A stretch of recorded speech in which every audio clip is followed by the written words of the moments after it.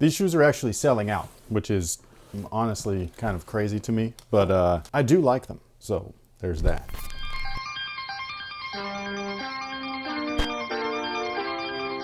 Hey, what's going on everyone? My name's Chris. Welcome back to the official WearTesters.com YouTube channel. Today we got a detailed look and breakdown on what could be considered some bad boys. This is the Jordan, not sure how to say this name. Is it 2/3? Is it 2/3? 2x3? It's 2/3. 2/3? Like whatever it is that you want to call them, we're talking about them today. But first, I did want to give a big thank you to everybody that's been watching and supporting the channel, especially those of you guys that are fighting the algorithm for us. So if you could help us out by subscribing if you haven't already, hitting the like button and leaving a comment. And yes, the comment could be about anything. And on top of all of that, this hoodie right here is currently available now. So if you wanted to support us while also copping some really awesome gear that is throwback or reminiscent or pays homage, tribute, whatever it is that you want to call it, to some of the greatest eras in pop culture history, both in sports and in just generalized pop culture, then head over to senseapparel.com. On top of all of that, we're trying to clear room for the inventory on these guys. So not only are these up for pre-order, but everything that we've previously released is currently on sale. So links are in the description. Let's go ahead and talk about these. So I know that while mixing the Air Jordan 2 and 3 like this seems a bit weird for some, it's actually not as weird as you'd think. I've read some comments throughout like the internet and things like that, both on social media and in YouTube comment sections, stating that this is what the Air Jordan 2 was supposed to originally look like. False.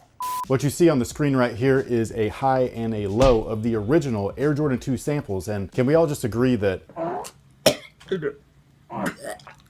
the original Air Jordan 2 that actually did release is way better than anything that we just saw. And I mean, no wonder MJ was about to leave.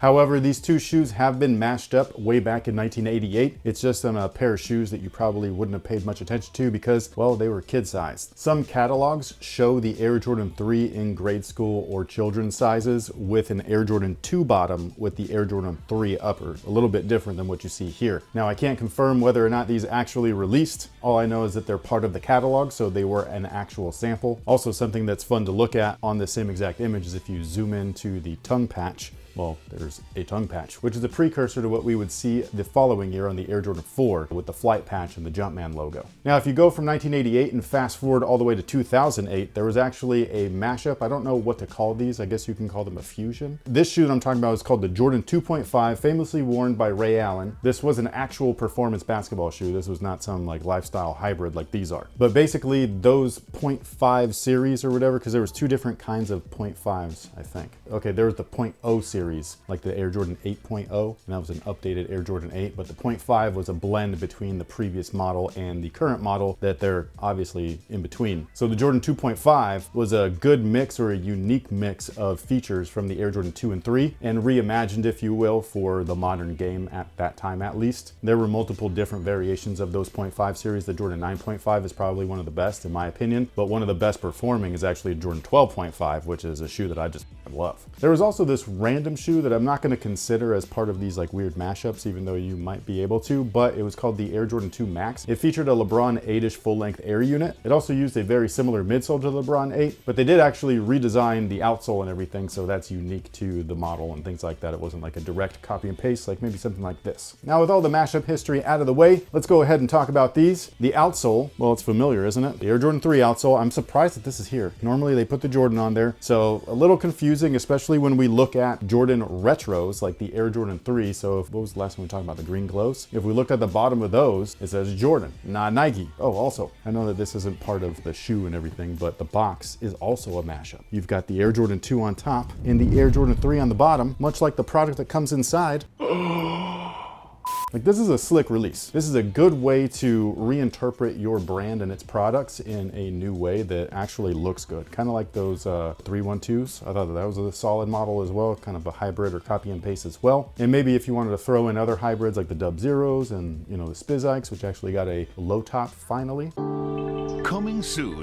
The midsole itself is polyurethane. While there is an encapsulated air sole unit in the forefoot, there is clearly a visible one right there in the heel. Some people may like this, some people may not, but it is that pre-vintage or pre-aged kind of like yellowish / sail look. Now, when you move on up to the upper, it's actually not half bad. The materials are not premium by any means, but it's very similar to what we've seen on the retro releases, which I'm really surprised with, because sometimes with a shoe like this, they'll kind of shortchange us, you know what I mean? Like they'll be like, well, it's a kind of a budget shoe, so we're gonna, you know, limit the budget on it and just kind put on whatever the we've got lying around. That's not what they're doing here. They actually did do their work. Like, they made them nice. So you got to give them credit where it's due. I will say that the toes right here are a little bit like, I wish that they were a little pulled down or whatever, like sit in the midsole just a little bit more so that they're less bubbly looking. But outside of that, I mean, these are pretty, man. Something that's interesting that's also off from the originals compared to something like this is the eye stay area. We've talked about this in Air Jordan 2 reviews, where certain sizes, I believe it's from a size 10 and up, there are typically 4 plastic eyelets like this, and then from size 9.5 down there's 3. This is not a size 10, this is my size 9, and there are 4 plastic eyelets there. So they decided just to switch it up and keep it just uniform throughout. The rest of the upper clearly is from the Air Jordan 2, so you got the lizard embossed print right there at the side panel. You got the rubber heel counter area, very reminiscent of the original Air Jordan 2 Chicago, which we've only seen retros of since 2008, 2014, and then the off-white lows. That's it. So like, why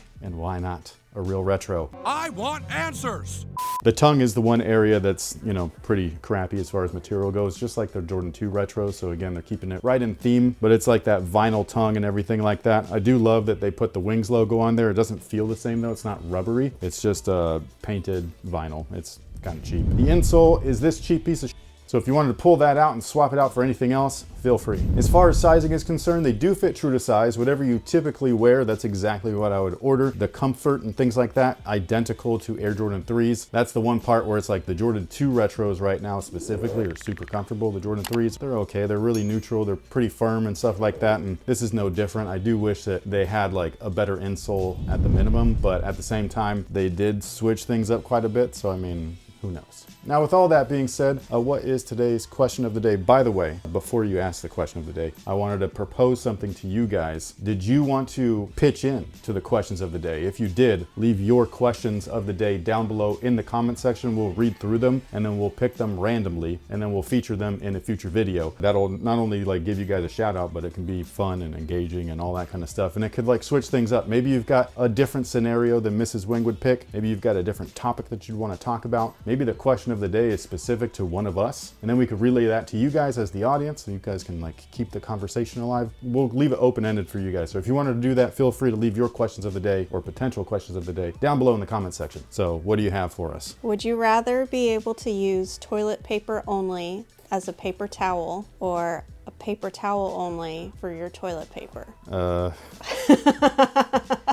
So basically, you're changing the world up where either only toilet paper exists or paper towels only exist. Right. Paper towels down the drain is not good. I know, you'd have to like set up a little garbage bin. You'd have to widen the hole across the entire world. And I'm not talking about our holes, I'm talking about the flushing holes, like the drain pipes. Yes. You know what I mean? By using those paper towels, you might widen your hole or shrink it, depending on how rough that shit is on your bunghole. Yeah, I would very, very loosely say toilet paper, but damn, that's not durable. Yeah, you're scrubbing down your kitchen, cleaning windows. It would be funny when you're eating dinner though. I'm like, you know, those people that tuck it in.